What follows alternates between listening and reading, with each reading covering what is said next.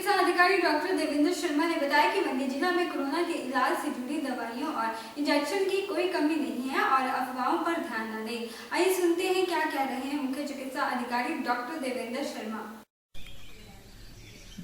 Covid की इस वैश्विक महामारी के चलते जो कोविड पॉजिटिव पेशेंट हमारे यहाँ पर मंडी जिला में आ रहे हैं, उनकी संख्या में पिछले एक हफ्ते से काफ़ी बढ़ोतरी हुई है।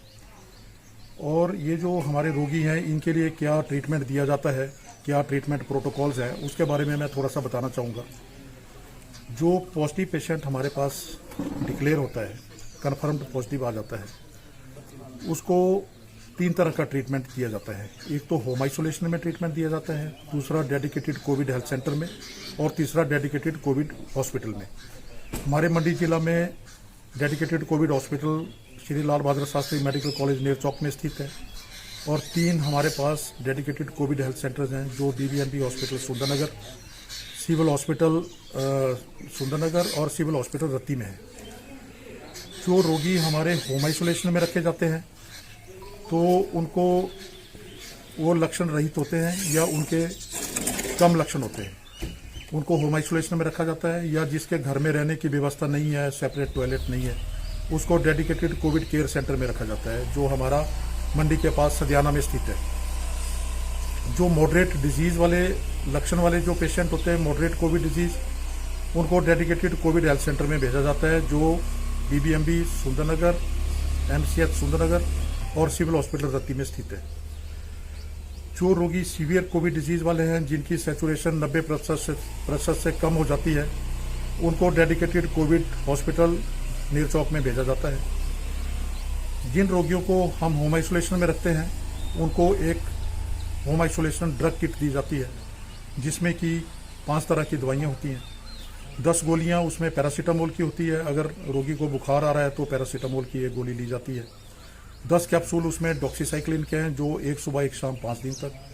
10 टेबलेट्स आइबरमेक्टिन जो 1 सुबह 1 शाम 5 दिन तक, और उसमें 30 गोलियां जिंक की होती हैं, डेली 1 गोली महीने तक, और 60 गोलियां विटामिन सी की होती हैं, 1 गोली सुबह 1 शाम महीने तक।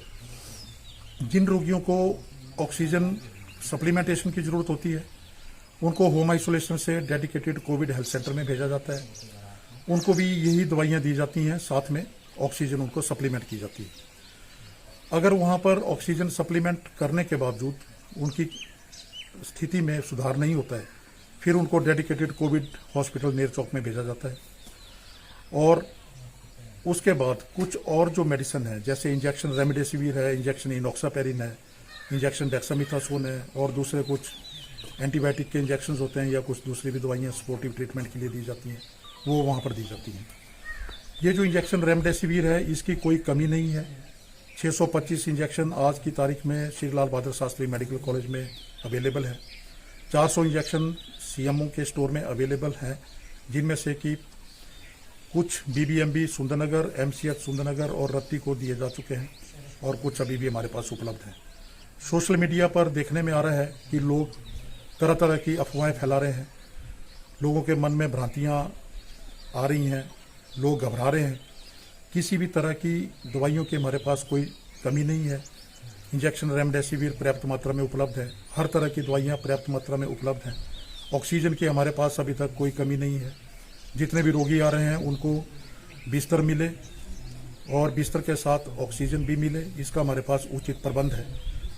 भविष्य में भी जैसे रोगियों की संख्या में बढ़ोतरी हो रही है, तो इस बढ़ोतरी को भी देखते हुए हम लोगों ने और प्रशासन, जिला प्रशासन मंडी ने मिलकर और भी व्यवस्था कर दी गई है, जिसमें से कि बंगरूटू में एक 100 बिस्तरों वाला एक pre fabricated make shift hospital 3-4 दिन में शुरू होने वाला है, और राधा स्वामी सत्संग मंडी में भी एक 200 बिस्तरों वाला ऑक्सीजन युक्त pre fabricated make shift hospital अगले 1 हफ्ते के अंदर शुरू होने वाला है।